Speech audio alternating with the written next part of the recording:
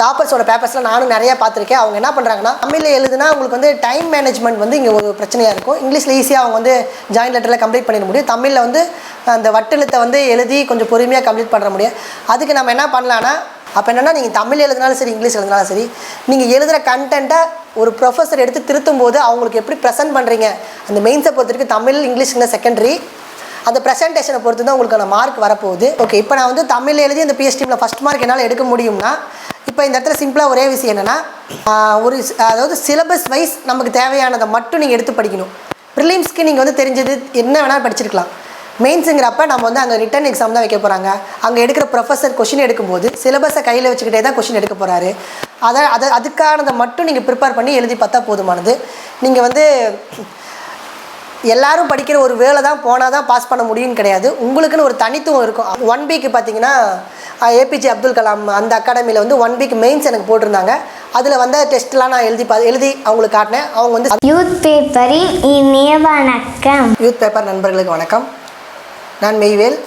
நடந்து முடிஞ்ச group 1B தேர்வில் இந்து சமய அறநிலையத்துறையில் அசிஸ்டன்ட் கமிஷனராக செலக்ட் ஆகியிருக்கேன்.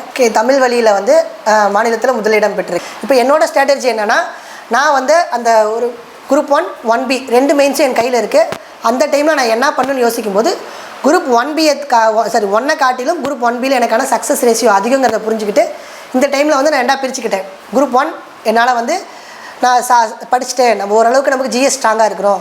இப்போ 1Bயில் நம்ம வந்து சக்ஸஸ் பண்ண முடியும். ஏன்னா அதில் லா படித்தவங்க எழுத போகிறாங்க. அப்போ 1Bயில் கிளியர் பண்ணோம்னா 3 விஷயத்தை நம்ம ஃபாலோ பண்ணணும். என்னென்னு, மெயின்ஸில் வந்து ஜிஎஸ் இருக்குது, லா பேப்பர் படிக்கணும், சைவ வைணவம் படிக்கணும். அப்படிங்கிறத ஃபோக்கஸ் பண்ணும்போது சில விஷயம் நம்ம புரிஞ்சுக்கிறோம். ஓகே, நம்ம ஜிஎஸ்ஸை ஸ்ட்ராங்காக இருக்கிறோம், அது நமக்கு ரிட்டன் ப்ராக்டிஸ் கூட ஆல்ரெடி இருக்குது. இப்போ மெயின்ஸில் வந்து நம்ம இந்த எக்ஸாமை பொறுத்த வரைக்கும் 2 பேப்பர் புதுசாக படிக்க போகிறோம். இப்போ இந்த எக்ஸாம்னு ஹைட் பண்ணிக்கோங்க. நீங்கள் மனசில் வந்து ஒரு மெயின்ஸை நம்ம தமிழ் எழுத போகிறோம் குரூப் 1 அப்படிங்கிறது என்ன பண்ணால், எது உங்களுக்கு ஆல்ரெடி தெரியும் அதை ஒரு பக்கம் வச்சுக்கோங்க. இந்த விஷயம்லாம் நம்ம ப்ரிலிம்ஸ்க்கு படிக்கல, தெரியாதுங்கிறத ஏற்றுக்கணும். சிம்பிளாக வந்து ரிசல்ட்டுக்கு முன்னாடியே நீங்கள் உங்களுக்கு தெரியாத விஷயங்களை படிக்க ஆரம்பிச்சிடணும். அதாவது மெயின்ஸ் நமக்கு ப்ரிலிம்ஸ் பாஸ் ஆகிட்டோம் அப்படிங்கிறத சொல்கிறதுக்கு முன்னாடியே உண்மையான உங்கள் ஆள் மனசுக்கு தெரியும், நம்ம வந்து இந்த விஷயங்கள்லாம் நம்ம ஒழுங்காக படிக்கலை அப்படிங்கிறது உங்களுக்கு தெரியுமில்ல, அந்த விஷயத்த முன்னாடியே படிச்சுக்கணும். இப்போ நான் மெயின்ஸ் அதாவது ப்ரிலிம்ஸ் கிளியர் பண்ணி மெயின்ஸ்னு வரப்போ நான் அந்த விஷயத்தை ஃபாலோ பண்ணது என்னென்னா, எனக்கு ஜிஎஸ் ஓரளவுக்கு ஸ்ட்ராங்காக தெரியும். நம்ம ஜிஎஸ் ஆல்ரெடி குரூப் 1 எழுதியாச்சு, இது திரும்ப ஒரு முறை ரிகால் பண்ணால் போதும். இப்போ இந்த இடத்துல நம்ம என்ன பண்ணணும், 2 சப்ஜெக்ட் புதுசாக படிக்க வேண்டியிருக்கு. அதுக்கு நமக்கு டைம் ரொம்ப கம்மியாக தான் இருக்குது. 70 நாளில் நம்ம படிக்கணும் அப்படிங்கிறத எடுத்துக்கிட்டு லா பேப்பருக்கான ஸ்ட்ராட்டஜி தனியாக எடுத்தேன்.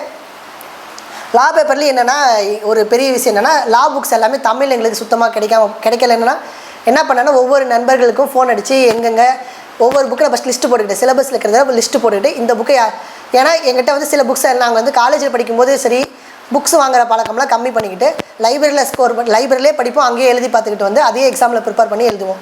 அப்போ இருந்தால் அதெல்லாமே பழைய புக்ஸாக இருந்துச்சு. இப்போ நிறைய ஆக்ட் புதுசாக வந்துக்கிட்டே இருக்கனால, அதோட அப்டேட்ஸ் இருக்கனால இந்த அப்டேட்டான புக்ஸ்லாம் யார்ட்டு இருக்குன்னு கேட்டு அந்த பசங்கிட்டலாம் ஒவ்வொரு தமிழ் மீடியத்து புக்ஸ், இங்கிலீஷ் புக்ஸ் நிறையா அவைலபிள் எல்லா கோர்ட்லேயும் கிடைக்குது.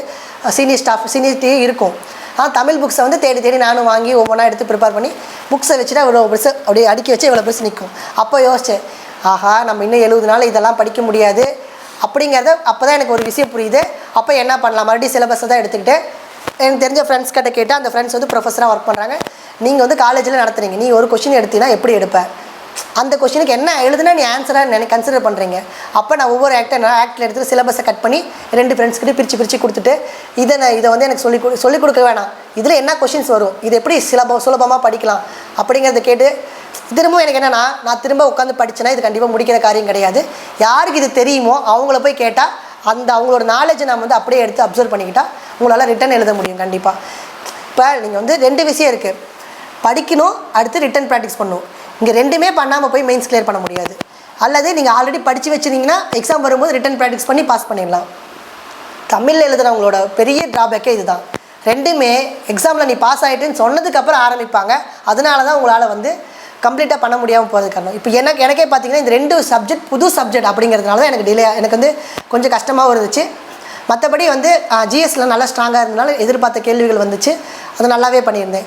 சைவ வைணவங்கிற சப்ஜெக்டை வந்து நான் யூடியூப்பை பார்த்து கற்றுக்கிட்டேன். சில விஷயங்கள் மற்ற ஃப்ரெண்ட்ஸ் கிட்ட மற்றவங்க படித்தவங்க கிட்ட இந்த டாபிக் என்னென்னு கேட்டு தெரிஞ்சுக்குவேன். நான் படித்த புது விஷயங்கள் கற்றுக் கொடுப்பேன்.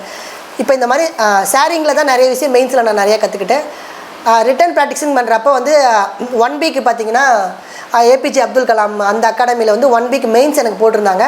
அதில் வந்து டெஸ்ட்லாம் நான் எழுதி அவங்களுக்கு காட்டினேன். அவங்க வந்து சிம்பிளாக அவங்க 2 விஷயத்தை மட்டும் மாற்றினாங்க.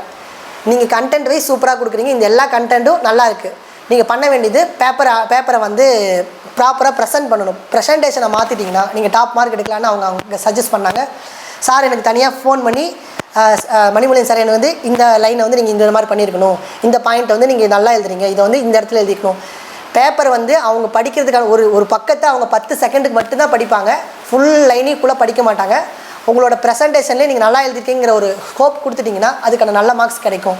அப்போ என்னென்னா நீங்கள் தமிழ் எழுதினாலும் சரி, இங்கிலீஷ் எழுதினாலும் சரி, நீங்கள் எழுதுகிற கண்டென்ட்டை ஒரு ப்ரொஃபஸர் எடுத்து திருத்தும் போது அவங்களுக்கு எப்படி ப்ரெசென்ட் பண்ணுறீங்க, அந்த மெயின்ஸை பொறுத்த வரைக்கும் தமிழ் இங்கிலீஷ்ங்கிற செகண்டரி, அந்த ப்ரெசன்டேஷனை பொறுத்து தான் உங்களுக்கான மார்க் வரப்போகுது.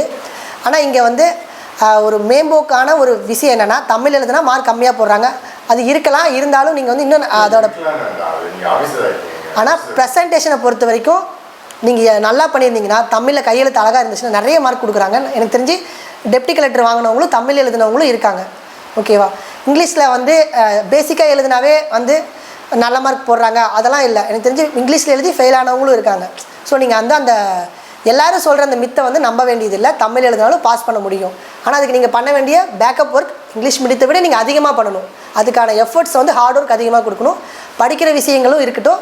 ப்ளஸ் நீங்கள் இன்னொன்று என்ன பண்ணணும்னா, ரிட்டன் ப்ராக்டிக்ஸ் நல்லா பண்ணணும். கையெழுத்தை கொஞ்சம் ஹேண்ட் ரைட்டிங் அழகு பண்ணணும். இல்லை எனக்கு ஹேண்ட் ரைட்டிங்கில் இப்போ ஒரு நாள் 15 சரி ஒரு எக்ஸாம்லலாம் உங்களால் மாற்றிட முடியாது. அதுக்கு என்ன பண்ணலான்னா, ப்ரெசன்டேஷனை வேணால் நீங்கள் நல்லா பண்ணிவிட்டு உங்களோட கையெழுத்து எப்படி இருந்தாலும் அப்போ கண்டென்ட் வந்து அழகாக ப்ரெசென்ட் பண்ணால் கூட உங்களால் வந்து நிறைய மார்க்ஸ் ஸ்கோர் பண்ண முடியும். தமிழ் எழுதுகிறவங்க நீங்கள் இதை ஃபாலோ பண்ணுங்கள், கண்டிப்பாக பாஸ் பண்ண முடியும். தமிழில் எழுதுனா உங்களுக்கு வந்து டைம் மேனேஜ்மெண்ட் வந்து இங்கே ஒரு பிரச்சனையாக இருக்கும். இங்கிலீஷில் ஈஸியாக அவங்க வந்து ஜாயின் லெட்டரில் கம்ப்ளீட் பண்ணிட முடியும். தமிழில் வந்து அந்த வட்டெழுத்தை வந்து எழுதி கொஞ்சம் பொறுமையாக கம்ப்ளீட் பண்ண முடியும். அதுக்கு நம்ம என்ன பண்ணலான்னா, அதாவது ஒரு சிலர் வந்து நான் என்னோட ஓன் சஜஷன் என்னென்னா, தெரியாத கேள்வியை விட்டுருங்க. சிம்பிளாக தெரிஞ்ச கேள்வியை நல்லா எழுதுங்க. ஏன்னா அவங்க வந்து 15க்கு நான் வந்து 13 மார்க் 12 மார்க்லாம் வாங்கியிருக்கேன் அந்த கொஸ்டினுக்கு. ஆனால் தெரியாத கேள்வியை நான் ஃபுல்லாக உட்காந்து நம்ம தெரிஞ்ச விஷயத்தை ஒரு 2 பாயிண்ட்டையே உட்காந்து ஒரு 2 பக்கம் எழுதினாலும் அவங்க அந்த 2.5 மார்க் கொடுத்துட்டு போயிட்டே இருப்பாங்க. அவங்களுக்கு நல்லா தெரிஞ்சிடும். ஃபஸ்ட்டு பேரா படிக்கும்போது அவங்களுக்கு இதை மட்டும்தான் தெரியுது, அதை மட்டும் எழுதிட்டு நீ அடுத்த கொஸ்டின் போய் தான் உங்களுக்கு டைம் நிறைய கிடச்சிருக்கும். இப்போ என்னோடய சைவ வைணவ பேப்பரில் நான் இதை தான் பண்ணேன். லா பேப்பர்லேயும் நான் இதை பண்ணியிருந்தேன். என்னென்னா, எனக்கு என்ன தெரியுமோ அது அரை பக்கம் தான் தெரியும்னா அது அரை பக்கத்தை எழுதிட்டு தெரிஞ்ச கேள்வியை ஃபில் பண்ணி எழுதிச்சிருந்தேன். தெரியாத கேள்வி என்ன தெரியுமோ அதை மட்டும் எழுதி வச்சிருந்தாலும் என்னால் தமிழில் பேப்பர் கம்ப்ளீட் பண்ண முடிஞ்சு ஓரளவுக்கு.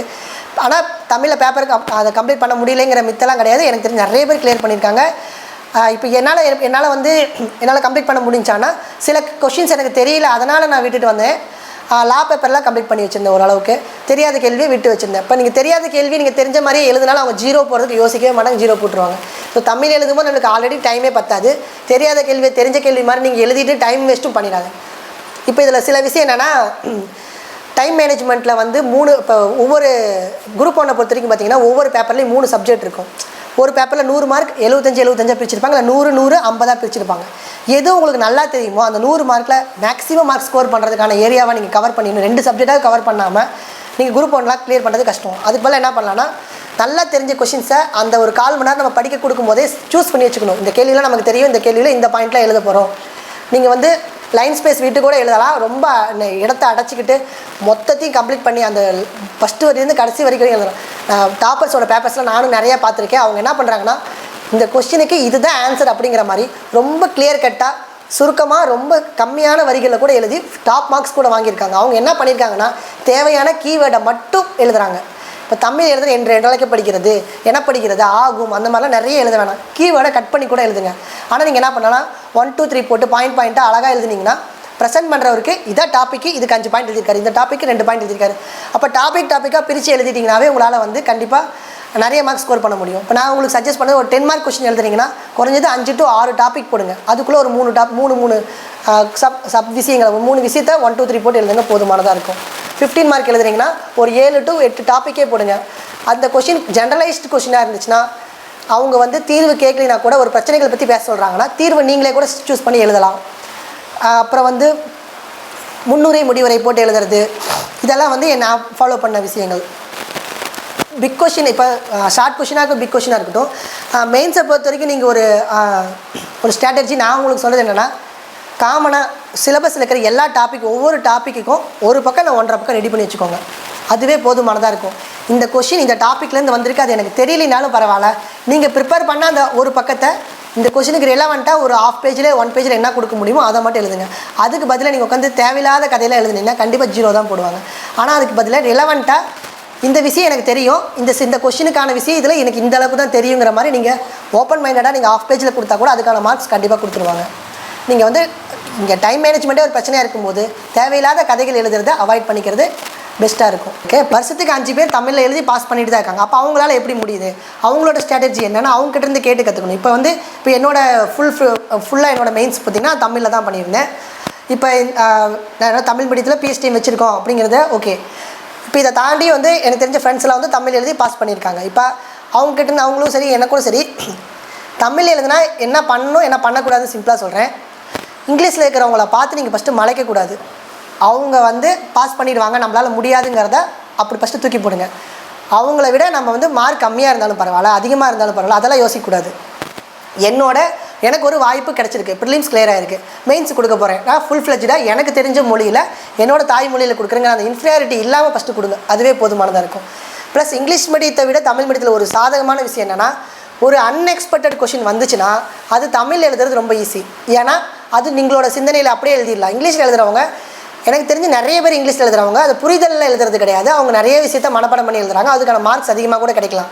ஆனால் தமிழ் எழுதும்போது உங்களோட ஆள் மனசுலேருந்து சில விஷயத்தை யோசித்து எழுதுறதுக்கான வாய்ப்புகள் இங்கே அதிகமாக இருக்கும். தமிழ் மீடியத்தில் பார்த்தீங்கன்னா உங்களுக்கு அந்த புக்ஸ் கிடைக்கல அப்படின்னா நீங்கள் ஒன்றும் பிரச்சனை, நான் சொன்ன மாதிரி தான் ஸ்கூல் புக்கில் எதெல்லாம் வந்து ஒரு 10 பாயிண்ட்டாக அவங்க கொடுத்துருக்காங்களோ அதை தான் அவங்க கொஷின்ஸாக கேட்க வாய்ப்புகள் அதிகம்.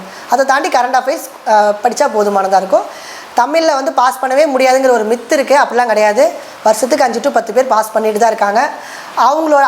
அவங்ககிட்டே கேட்டு தெரிஞ்சுக்கோங்க சில விஷயங்கள்.